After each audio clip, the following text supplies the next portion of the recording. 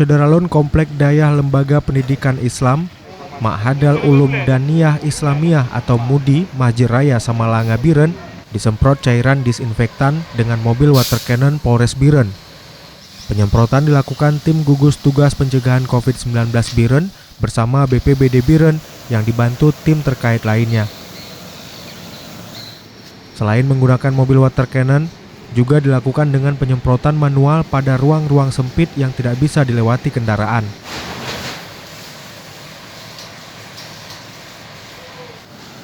Kepala BPBD Biren, Teguh Mandiri Putra mengatakan, penyemprotan dilakukan sebagai langkah pencegahan dan memutus mata rantai penyebaran COVID-19 di Biren.